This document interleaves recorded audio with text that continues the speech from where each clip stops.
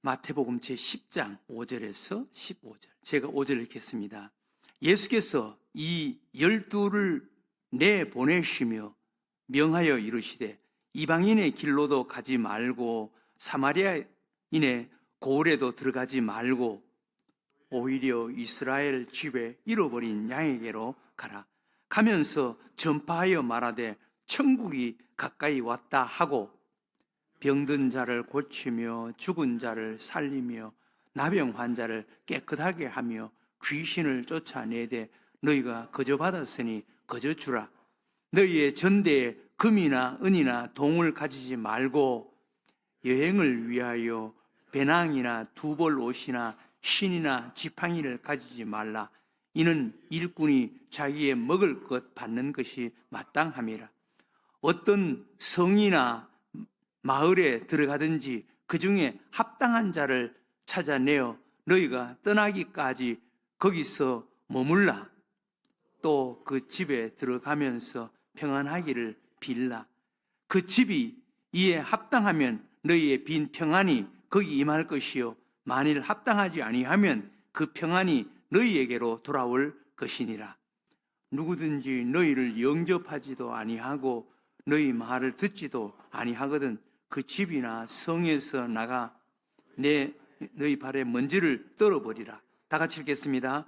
내가 진실로 진실로 너희에게 이르노니 심판날에 소돔과 고모라 땅이 그 성보다 견디기 쉬우리라. 아멘.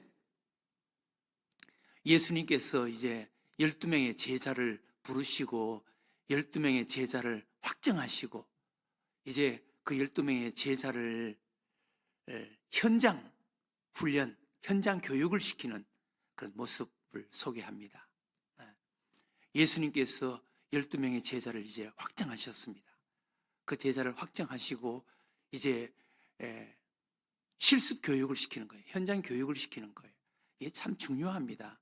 그죠? 책상에 앉아서 배우기만 한 것, 그 지식, 그것이 삶의 현장에서 물론 뭐 도움은 되겠지만 현장에서 직접 나가서 경험하고 훈련받은 것이 참 중요하죠. 예수님께서 이제 제자들을 세상 속에 현장으로 내보내서 거기서 이제 경험하게 하고 훈련받게 만드시는 것입니다. 이제 예수님께서 제자들을 세상으로 내보내시면서 전도의 지침에 대해서 말씀을 하시고 그리고 제자들이 가서 전도해야 할 그 삶의 현장, 현실에 대해서 이제 말씀을 하시는 것입니다. 이것은 오늘날 우리들, 사실 우리도 예수님의 제자들입니다. 예수님의 제자들. 그때 예수님께서 부르신 12명의 제자, 사도는 아니지만 우리는 사도성을 가진 우리 역시 예수님의 제자입니다. 예수님께서 그 제자들을 세상으로 내보내시면서 전도의 지침에 대해서 몇 가지를 말씀합니다. 첫 번째, 여기 보면은 5절에 보면은 이렇게 말씀, 5절, 6절에 예수께서 이 12를 내보내시며 명하여 이르시되 이방인의 길로도 가지 말고 사마리아인의 고을에도 들어가지 말고 오히려 이스라엘 집에 잃어버린 양에게로 가라. 여기 보면은 가지 말라 하는 곳도 있고 가라라고 하는 것이 있습니다. 여러분, 가지 말라라고 하는 것은 가지 말라는 말이 아니고 우선 순위를 잘 선택하라라는 말입니다. 그러니까 예수님께서 승천하시면서 사도행전 1장 8절에 성령이 너희에게 임하시면 너희가 권능을 받고 예루살렘과 온 유대와 사마리아와 땅끝까지 이르러 복음의 증인이 될 것이다.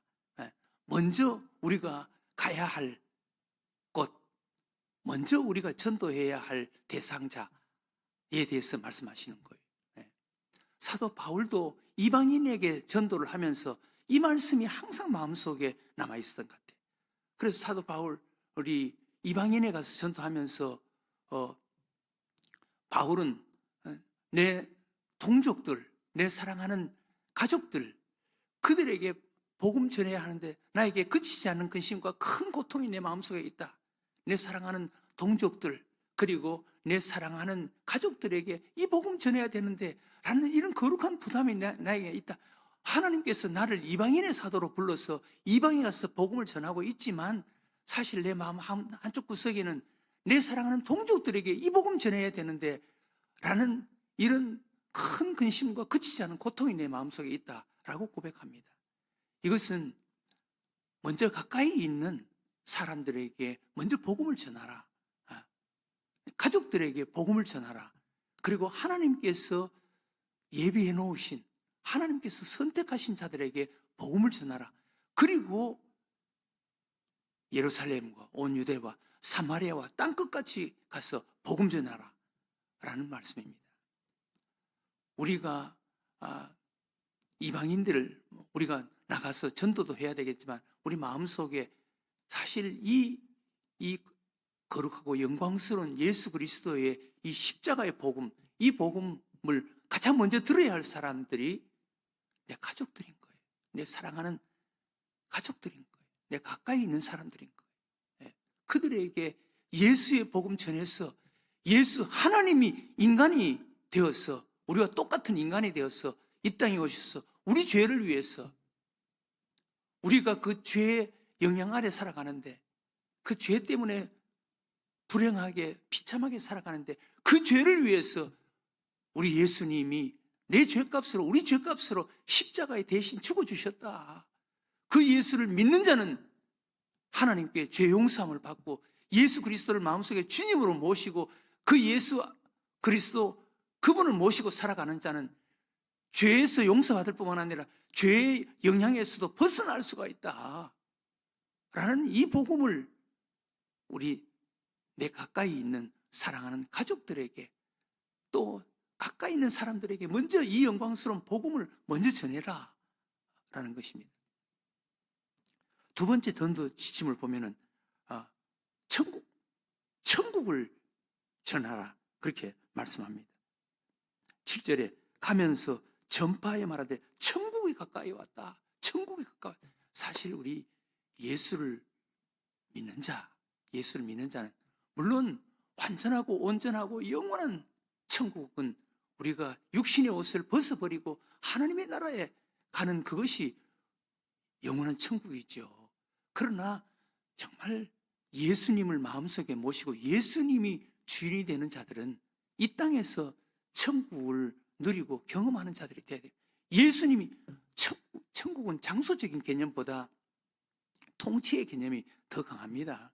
여러분 하나님의 나라에서도 하나님이 왕이 되시고 주인이 되시고 하나님의 완전하고 온전한 통치가 없으면 어떻게 그게 천국일 수가 있겠습니까? 그러나 내 마음속에 정말 예수님을 주님으로 모시고 예수님이 내 마음속에 주인이 되어 있고 왕이 되어 있다면 내 마음이 천국인 거예요. 예수님께서도 천국이 여기 있다 저기 있다 하지 말아라. 천국 내 마음속에 있다. 정말 예수님을 우리 마음속에 모시고 예수님이 내 마음속에 왕이 되시고 주인이 되시면 내 마음이 천국인 거예요. 우리 가정에 아빠가 주인이 되면은 그게 어떻게 천국이 되겠어요? 내 마음, 우리 가정 속에 예수님이 주인이 되시고 예수님이 가장이 되시고 왕이 되시면 우리 가정도 천국인 줄로 믿으시기 바랍니다. 이 땅에서 정말 천국을 볼 수 있는 것이 교회예요. 교회는 예수님이 왕이 되시고 예수님이 주인이 되시는 공동체가 바로 교회예요. 그 목소리 큰 사람이 주인이 되고 하면은 그건 교회가 아니라 그거는 병든 공동체지. 우리 늘샘 교회도 예수님이 하나님이 왕이 되시고 주인이 되시는 공동체, 그것이 바로 교회인 거예요. 교회. 천국이 가까이 왔다 전해라. 천국.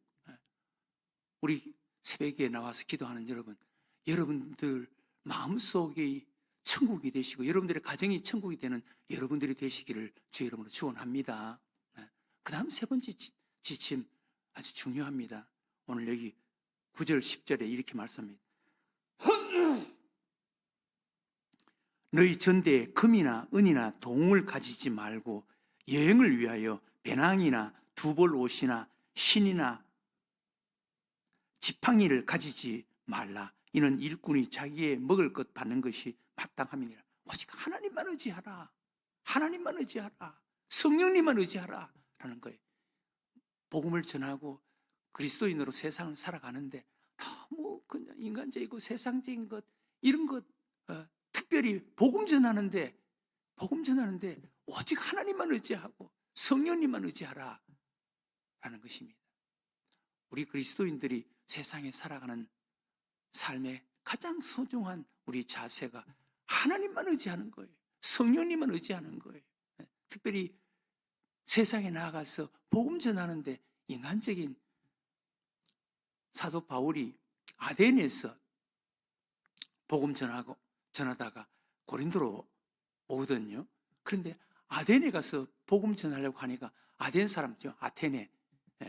아덴 사람들은 상당히 지성적인 사람들, 철학적인 사람들, 이런 사람들이 모여 있는 거예요.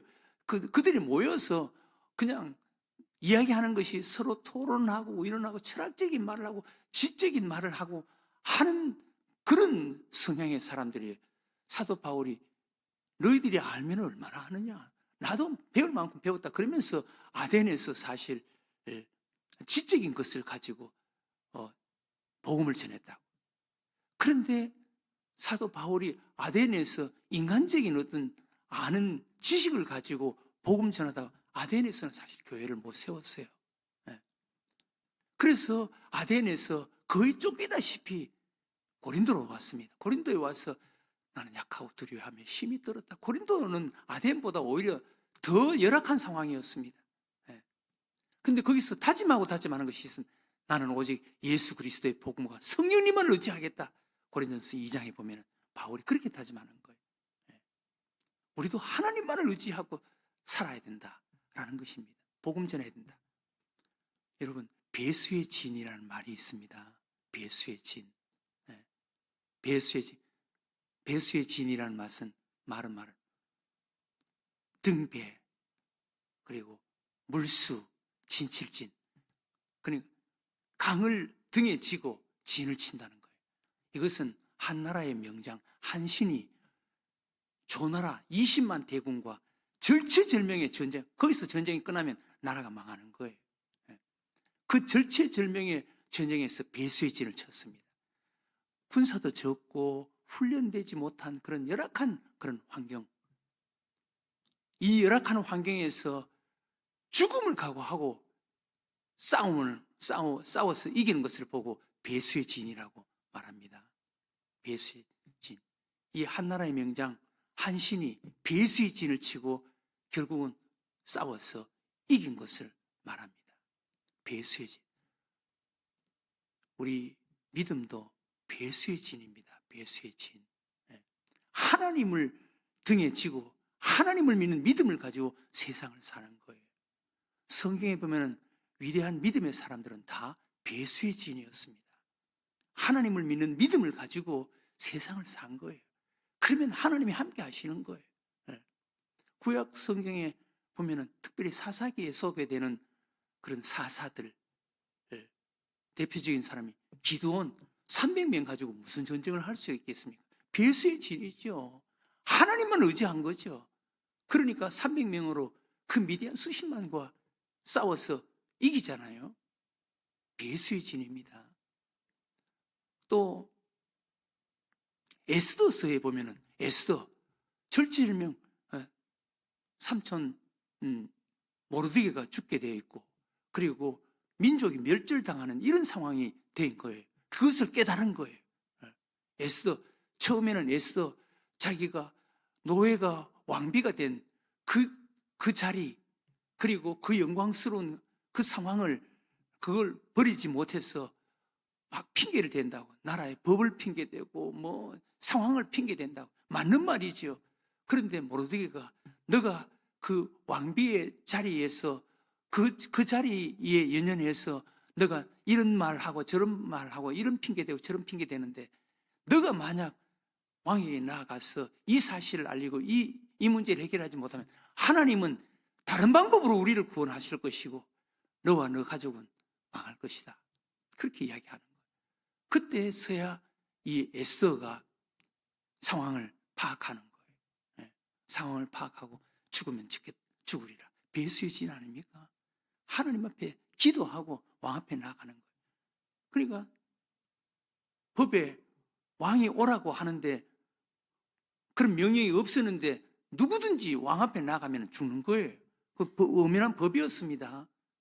그러나 배수의 진을 치고 기도하고 왕 앞에 나가니까 왕이 그냥 에스더를 보자마자 마음속에 그 사랑하는 마음이 감동이 되어서 막 가서 먼저 왕이 가서 끌어안고 에스더요, 웬일로 이렇게 나왔느냐? 그러면서 무엇을 원하느냐? 하나님께서 그 왕의 마음을 만져놓는 거예요. 배수의 진인 것입니다. 우리 이 그리스도인들도 세상에 나아가서 그리스도인의 삶을 살아갈 때 배수의 진을 치라는 거예요. 배수의 진. 여러분들도 아마 어제부터 성경 읽기를 시작했을 것입니다. 저도 성경 읽기 어제 완독한 것을 우리 카톡에, 교육자 카톡에 올렸는데 제가 맨 마지막에 올렸거든요. 그런데 어제는 아침부터 오후까지 우리 목사님들 세미나 모임에 부부가 참석을 했습니다. 그런데 보니까 중간중간에 제가 우리 교육자 카톡을 보니까 전부 다 읽었다고 완독 그렇게 막 올리더라고. 그래서 야 이거 잘못하다가는 내가 이거 읽지도 못하겠다라는 그런 생각이 들더라고요. 그래서 제가 보니까 다 그냥 한 10명, 한 7, 8명이 다 읽었다고 막 오전에 막 그게 올라오는 거예요. 그래서 야 이거 정신 안 차리면 내가 이거 첫날부터 이거 못 읽겠다. 그런 생각이 들더라고요. 그래서 제가 끝나고 나서라도 반드시 읽겠습니다. 그렇게 카톡을 올렸죠. 배수의 진을 치지 않고는 첫날부터 마귀가 막 시험하는 거예요.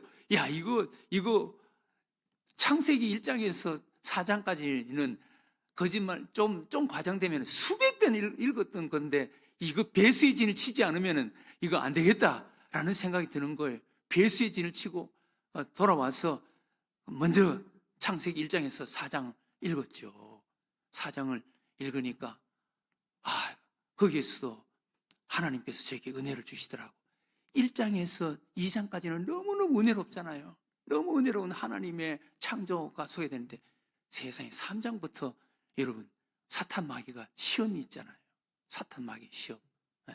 그 시험이 있고 그리고 나서 그 시험 이후에 예수님을 상징하는 그런 것이 소개되잖아요. 예수님이 거기서부터 소개되잖아요. 하나님께서 아담에게 가죽옷을 지어 입혔다. 가죽옷을 지어 입혔다. 그 예수님을 이미 예표하는 그런 사건이거든요. 아벨 양의 첫 새끼를 잡아서 제물을 바쳤다. 그 예수님이 소개되잖아요. 그걸 배수의 진을 치고 성경을 읽는데 어떻게 감동이 되고 은혜가 되는지 말이죠. 사랑하는 교회 여러분, 우리가 세상에 사는 삶이 배수의 진을 치는 거예요. 믿음의 배수의 진을 치는 거예요. 그리고 성경 읽기 우리 교회에서 1년에 성경 완독하는 이 리딩 지저스, 이것도 배수의 진을 쳐야 되는 거예요. 그렇지 않으면 사탄 마귀에게 우리가 당하고 넘어갈 수밖에 없는 것입니다. 오늘 예수님께서 제자들을 세상으로 내보내시면서 말씀합니다. 먼저 복음을 가까운 사람에게, 하나님께서 예비해 놓으신 사람에게, 복음을 들어야 할 사람에게 먼저 복음을 전하라. 그리고 천국을 증거해라. 그리고 배수의 진을 치라 라고 우리에게 말씀합니다. 우리도 세상 속에서 그리스도인으로 살아가는 삶이 배수의 진인 거예요. 또 우리가 리딩 지저스 성경 읽기도 배수의 진을 치고 반드시 승리하는 삶을 사는 자가 되게 해달라고 오늘 이 아침 기도하는 여러분들과 저가 되시기를 주의 이름으로 축원합니다.